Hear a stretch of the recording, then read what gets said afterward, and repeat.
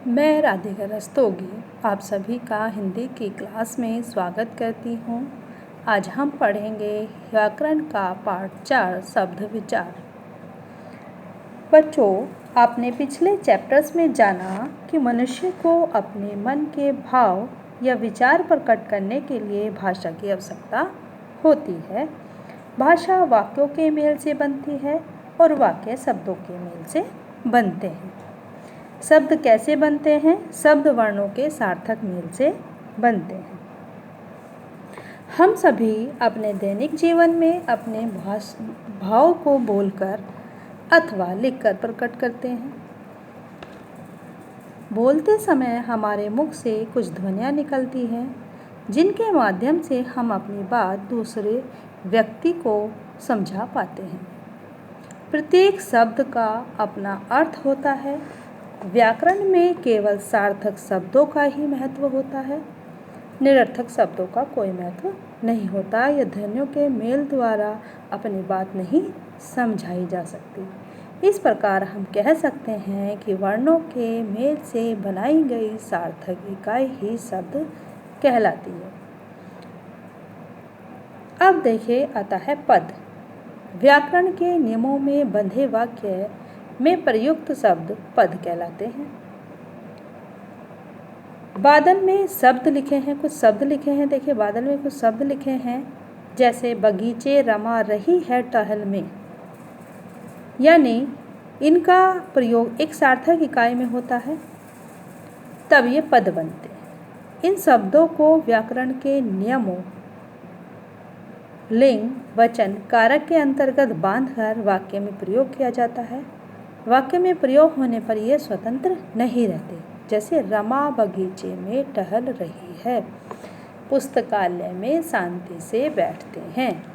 ये एक सार्थक वाक्य है, यानी ये शब्द जो हैं हमारे शब्दों को हमने एक सार्थक वाक्य में रख दिया है, तब हमारा ये क्या कहलाता है? पद कहलाता है। शब्दों का वर्गीकरण अर्थात शब्दों के भेद। देखिए हिंदी भाषा विशाल सागर के समान है, जिसमें अन्य भाषाओं की शब्द रूपी नदियाँ आकर मिलती हैं। इसे और भी समृद्ध बनाती हैं। भाषा कुछ शब्द स्वयं बनाती है और कुछ शब्द अन्य भाषाओं से ग्रहण करती है। शब्दों का वर्गीकरण 5 प्रकार से किया जाता है। सबसे पहले रचना के आधार पर, उत्पत्ति के आधार पर, अर्थ के आधार पर, प्रयोग के आधार पर और व्याकरण के आधार पर। रचना के आधार पर शब्द कई प्रकार से बनते हैं। कुछ शब्द एक से अधिक शब्दों को जोड़कर बनाए जाते हैं। सभी शब्दों का अपना अर्थ होता है।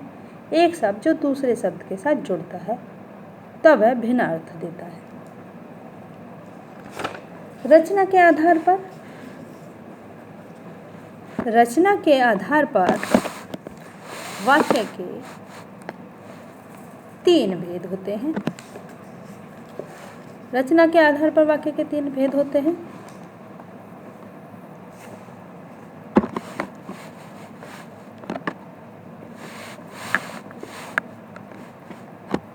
निश्चित अर्थ। जो शब्द किसी विशेष अर्थ के लिए रूढ़ या प्रसिद्ध हो जाते हैं, वे रूढ़ अथवा मूल शब्द कहलाते हैं। इनके टुकड़े नहीं किए जा सकते। यदि इन शब्दों के खंड किए जाते हैं तो ये अर्थहीन हो जाते हैं।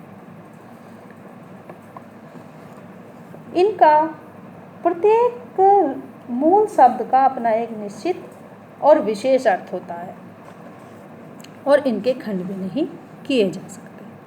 यौगिक 2 या 2 से अधिक शब्दों के योग से बनने वाले सार्थक शब्द यौगिक शब्द कहलाते हैं। यदि इन शब्दों के टुकड़े किए जाएं तो वे खंड भी सार्थक होते हैं। जैसे रसोई घर, रसोई प्लस घर, प्रयोगशाला, प्रयोग प्लस शाला, रेलगाड़ी, रेल प्लस गाड़ी। ये सभी शब्द 2 मूल शब्दों के जोड़ से बने हैं जिनका अपना एक विशेष अर्थ होता है। यौगिक शब्द का रूप लेने पर भी इनका अर्थ दोनों खंडों के अर्थ का योग ही होता है। इन शब्दों की रचना उपसर्ग, प्रत्यय, संधि, समास आदि द्वारा होती है। योग रूढ़ शब्द। जो शब्द यौगिक होते हुए भी विशेष अर्थ के लिए रूढ़ हो जाते हैं वे योग रूढ़ शब्द कहलाते हैं। इन शब्दों के एक से अधिक अर्थ होते हैं, परंतु ये किसी एक विशेष अर्थ के लिए प्रसिद्ध होते हैं, जैसे जलज, कमल, नीलकंठ, निशाचर, दशानन आदि। अब आइए उत्पत्ति के आधार। उत्पत्ति के आधार पर सबसे पहले आता है तत्सम शब्द। तत्सम का अर्थ है उसके समान, यानी उसके समान, बिल्कुल उसके इक्वल।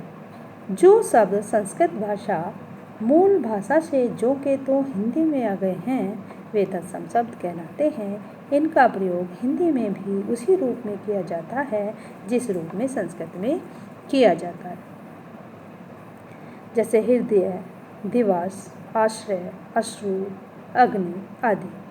तत्सम शब्द संस्कृत भाषा से उत्पन्न हुआ है। जो शब्द संस्कृत के शब्दों में कुछ बदलाव से बने हैं वे तत्सम शब्द कहलाते हैं।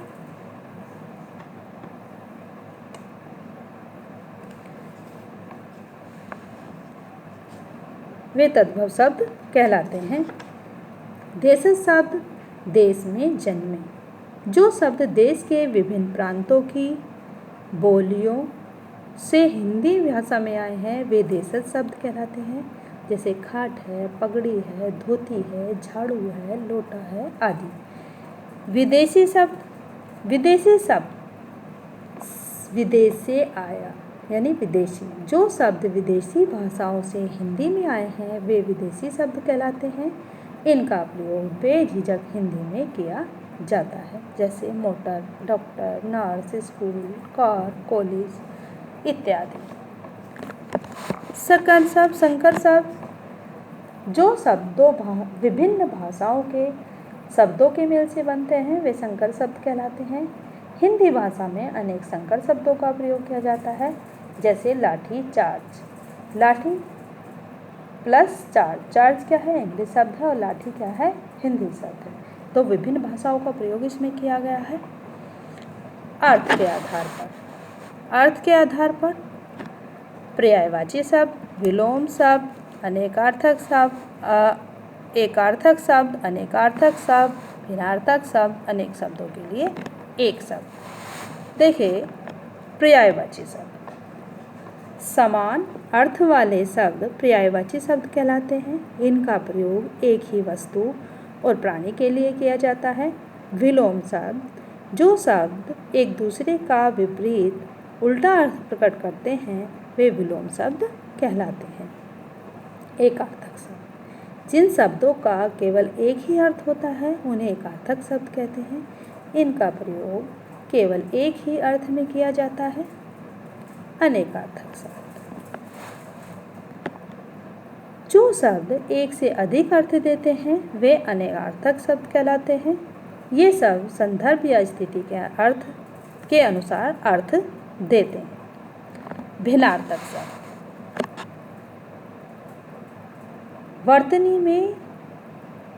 वर्तनी में भी सूक्ष्म अंतर के कारण जो शब्द सुनने में एक जैसे लगते हैं परंतु भिन्न अर्थ देते हैं वे भिन्नार्थक अर्थ कहलाते हैं।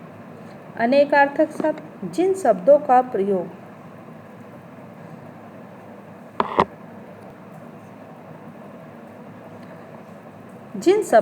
प्रयोग वाक्यांश अथवा अनेक शब्दों के स्थान पर किया जाता है वे वाक्यांश के लिए एक शब्द अथवा अनेक शब्दों के लिए एक शब्द कहलाते हैं। अब व्याकरण के आधार पर शब्द के दो भेद होते हैं, विकारी शब्द और अविकारी शब्द। विकारी शब्द जो शब्द वाक्य में प्रयोग किए जाने पर लिंग, वचन, कारक, काल आदि के कारण अपना रूप बदल लेते हैं वे विकारी शब्द कहलाते हैं।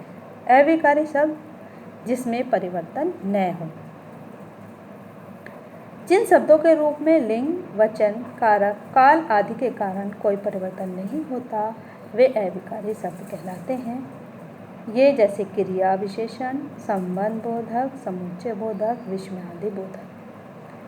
प्रयोग के आधार पर दो भेद होते हैं, सामान्य शब्द और तकनीकी शब्द। सामान्य शब्द होता क्या है? वे शब्द जिनको हम सभी दैनिक जीवन में आम बोलचाल के लिए प्रयोग में लाते हैं उन्हें सामान्य शब्द कहते हैं। इनका अर्थ कोई भी आसानी से समझ लेता है, जैसे किताब है, खाना है, पानी है आदि। तकनीकी शब्द वे शब्द हैं जिनका संबंध विभिन्न विषयों, व्यवसायों, विज्ञान आदि से होता है। वे तकनीकी शब्द कहलाते हैं, जैसे सचिव है, वरिष्ठ है, जीवाश्म है, जीव विज्ञान है इत्यादि। ओके।